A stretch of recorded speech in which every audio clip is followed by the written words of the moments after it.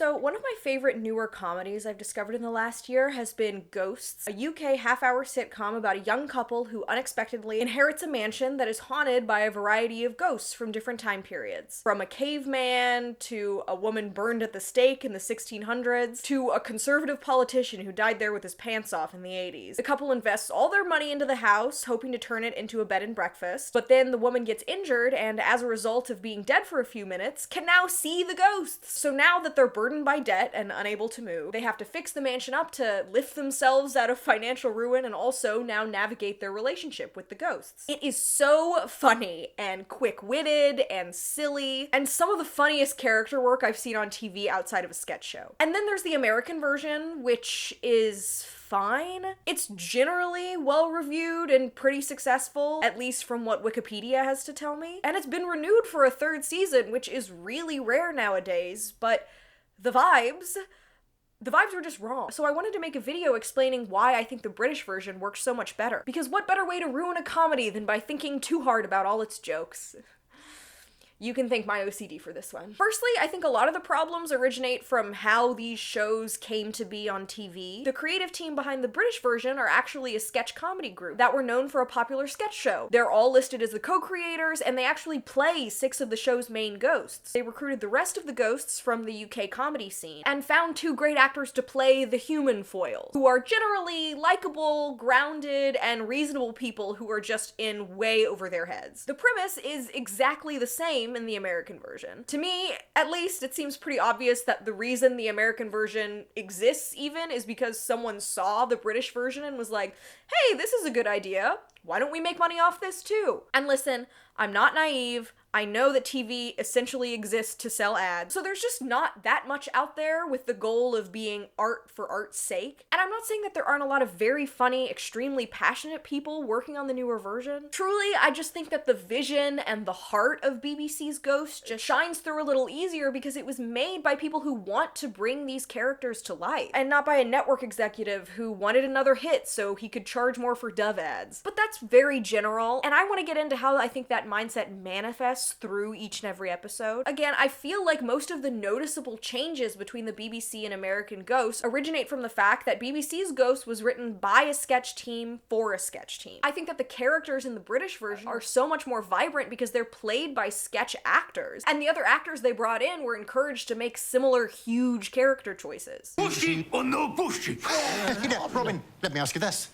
What was the context? Answer the question, damn your eyes! Disrespect. Thomas. It was my husband, George. I caught him upon the groundskeeper. Good Lord. With the butler on him. Like a sandwich. A manwich. Actually known as a Moroccan tea party. Guys. The US version kept the same concept, a house full of insane dead people, but they traded out the British ghosts for people who realistically would have died in the US, like a flapper, a hippie, and a Native American. I personally think their biggest loss was that they had to get rid of the caveman character, who I think was easily the funniest ghost. Well, there's only 2 of them. Still plenty of room for us. This is gonna make one incredible hotel. What is hotel? Well, Robin, a hotel is... Kill him. But no cavemen in America, so what can you do? The American ghosts all talk and act more like real people, which I guess you could think would be a good thing, but to me it just makes the characters less fun to watch. I do get why the American version tried to tone it down, because it almost doesn't work. Like, if any of the characters in the BBC version had any more lines than they already do, I would think they were absolutely one note and insufferable. But the fact that it's always all of them together helps just add to the chaos. Look, this is my house, and I shall do what I like. It was mine first. No, that's the land, not the house. It was there, isn't it? Well, I wish you would all hush. I cannot do my work with all this agitation. Work? You haven't done a day's work in your life. Or death. Oh, he's an artist. He's ahead of his time. Oh, he can't still be ahead of his time, Kitty. And I don't want this to be considered any kind of shade on the American actors. Brandon Scott Jones, who plays a revolutionary soldier, is one of my favorite new comedy actors. And I've seen John Hartman perform musical improv before, and he is phenomenal. So I know it's not a talent issue. But the British actors just seem so much more invested in their characters. I noticed them making a bunch of small little physical choices and saying their lines in strange, highly specific ways. They make it so that in every line, even when what they're saying isn't necessarily a joke. They're doing some little strange, idiosyncratic thing that just adds to the character and makes their delivery funnier. This is the tip. We insert the tip into the split in the shaft. Then repeat the process till you be done. It really feels like they're a group of people who are encouraged to just bounce off each other's energies in a way that really only happens when a solid team of actors is given the freedom to just mess around. The American version feels a lot more traditionally cast and directed, like the actors are very clearly right for their characters, they all have the right look, whereas in the British version they make some actors look older than they are, some look younger, some look like a caveman. But it doesn't really make up for the fact that it doesn't feel like they're fully embodying these crazy people. Because most of the comedy in the US version comes from the ghosts offering little stories about their past. The Viking will butt in and mention a village that he set on fire. And then the lady is like, oh, well that reminds me of this one time I was in a throuple with both the mamas and then the papas were mad about it. They remind me of this couple I was married to when I was on the commune, and a little of this couple I was married to when I was in the cult. Apparently my ancestors who lived here were actual robber barons, like cartoon evil slept on a bed of gold types. I mean, we did that once. And then once you're familiar with the characters, every time each character starts speaking, you kind of already know the type of joke they're going to tell, which means you already know the punchline. And since the dialogue isn't coupled with any kind of outlandish action or weird delivery, they just don't land as hard, and it just leaves the scenes feeling emptier. It's one of those, how you say it's a ship on land. Land ship! Land ship! What's not a land ship, you nincompoop? That's a horse's carriage. Whoa, check out that body. Slamming. Indeed. He'd have made a fine militiaman.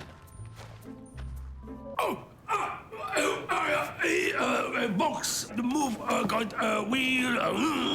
It's a motor car. A motor car. Wow. Let me pluck out my eyes, for never will I see such beauty again. Yes. You'd make a very fine soldier. So the main human characters in the BBC version are called Allison and Mike, and in America their names are Jay and Sam. And I just liked the BBC characters better because they just seemed like real, likable people who absolutely did not know how to run a business but are kind of stumbling through it in a really funny and endearing way. They're a married couple, and it's clear that they're settled into their relationship because they have a kind of shorthand with each other. I love the sound of the country. It's in the room. Ah. Must be nesting somewhere. Right, what's first? Pipes? Electrics? Probably get the bird out of the room. Yeah.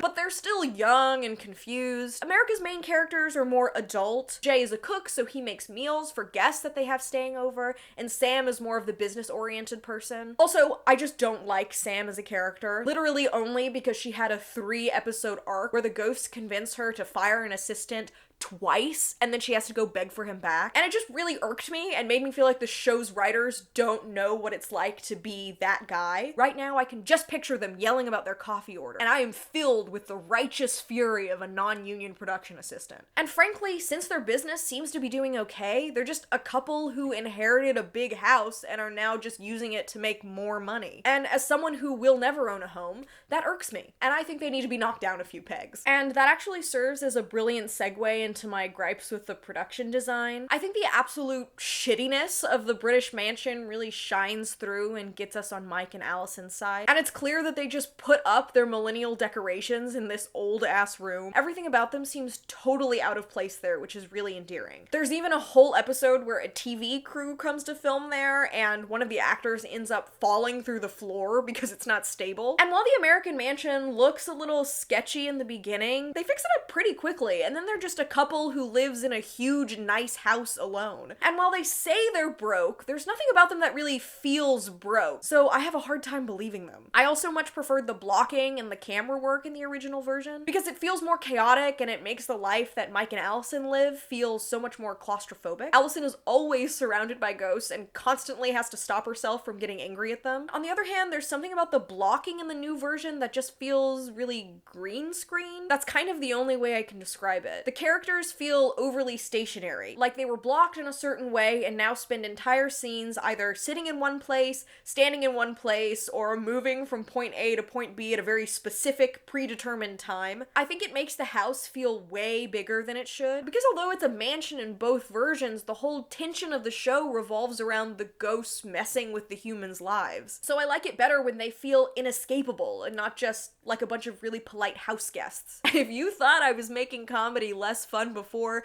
just you wait, because now I want to talk about the joke structure. So the sitcoms that I love, the ones that I keep going back to time and time again, are always the ones where the jokes don't really let up, where it really seems that everything that exists in the universe of the show, whether verbal or visual, is a joke. The two shows that I return to the most are 30 Rock and Arrested Development, because there are episodes that I've seen maybe dozens of times that I will still find new jokes in. And that's because not only are you barely recovering from the last joke when the next one starts, but jokes are often multi-layered. And I feel like, honestly, I was spoiled by those shows, because now if I'm watching a comedy, and anytime there isn't a joke on screen, I'm like, what are we doing here? I could be rewatching Supernatural for the 9th time. And I already touched how in the new version it feels like most of the jokes are just the ghosts offering little quips from their life. And while it's fair to say that in the BBC's version, most of the jokes do originate from the ghosts' highly specific lives and viewpoints. We need to come to an understanding here. These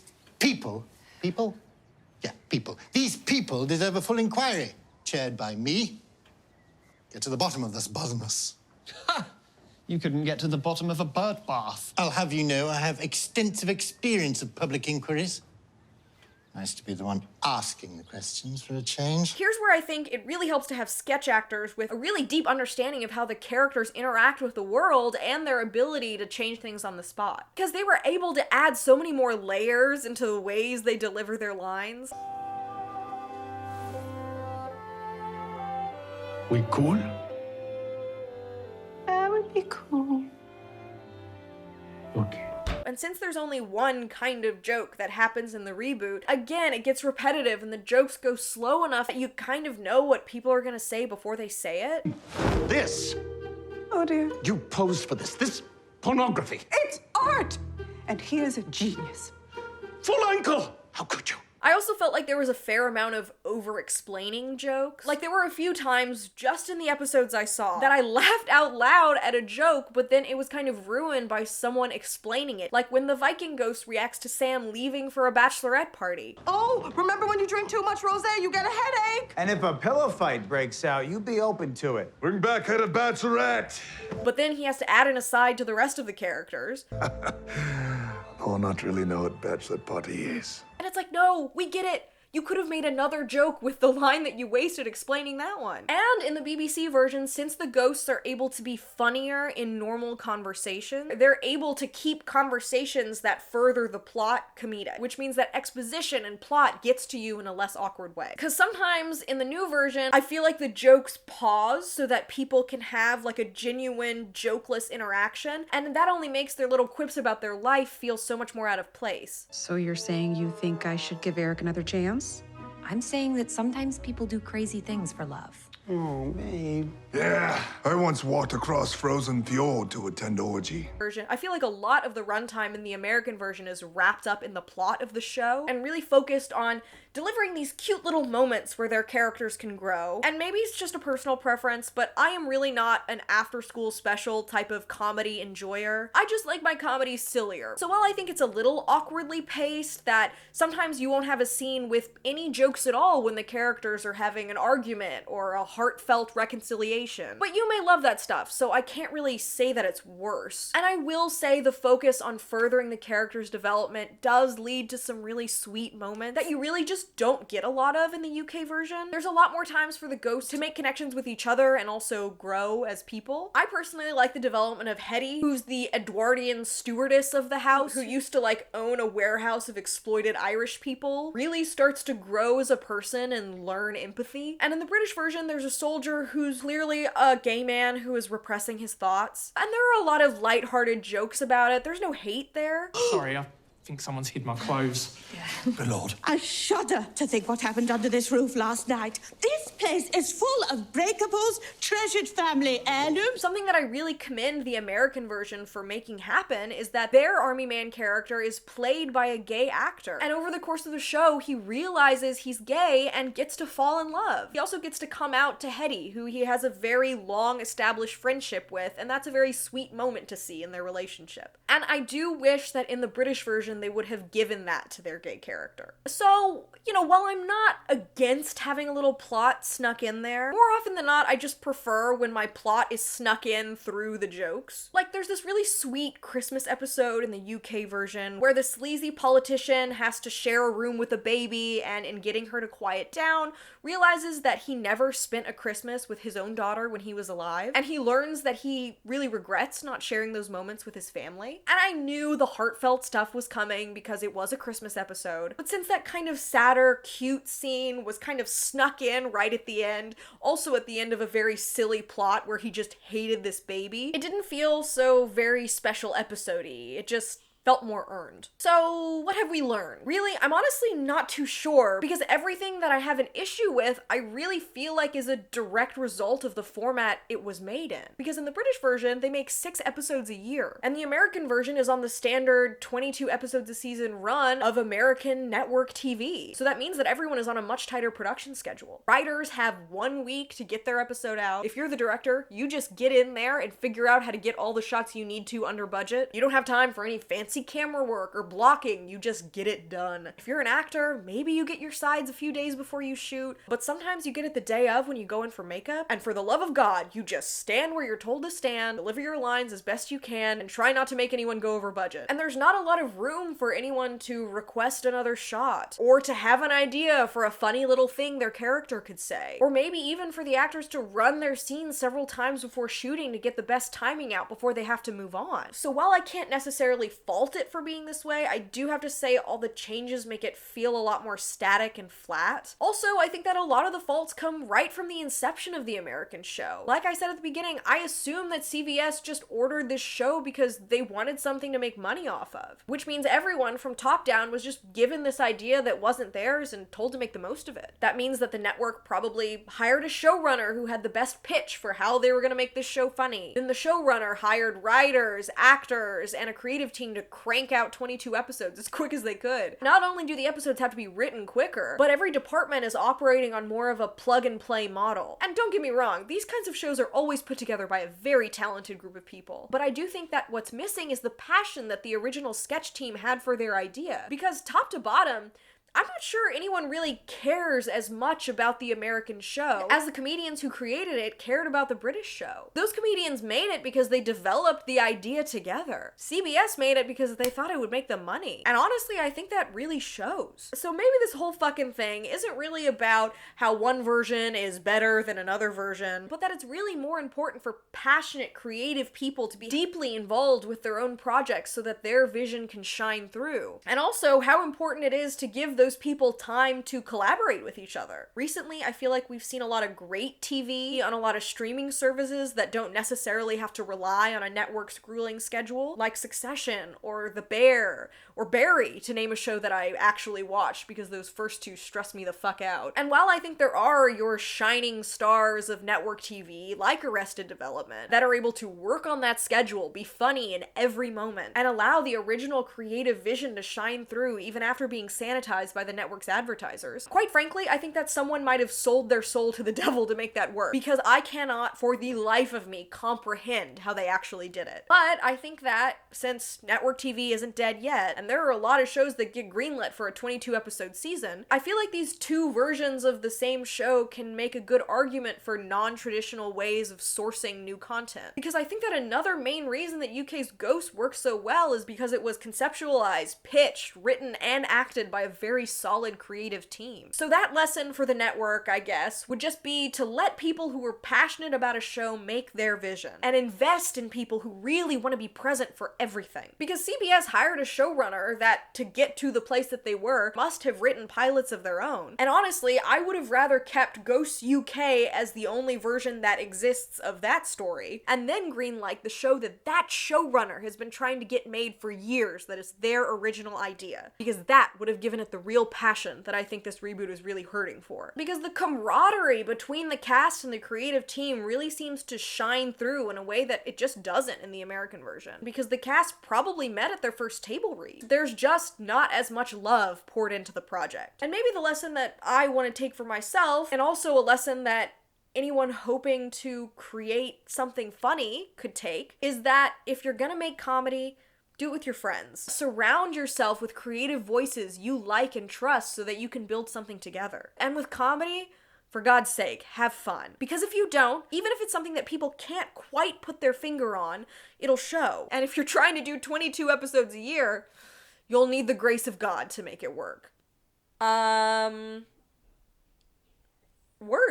I just want to thank everyone who got to this part of the video, even if you just have me on in the background while you're trying to cook or something. I really liked doing the Psycho video because it was just a movie that was so weird and I'd never heard of it before. So if anyone has any ideas of like a silly movie, a fun movie, maybe not as bad as The Room, but not as good as like Annihilation. This is like a really great creative outlet for me, so I'm always looking for more stuff to do videos on. Anyway, that was all weirdly heartfelt, and I didn't like it, because I am technically a Zoomer, so I can't be genuine. It kills me inside. Great.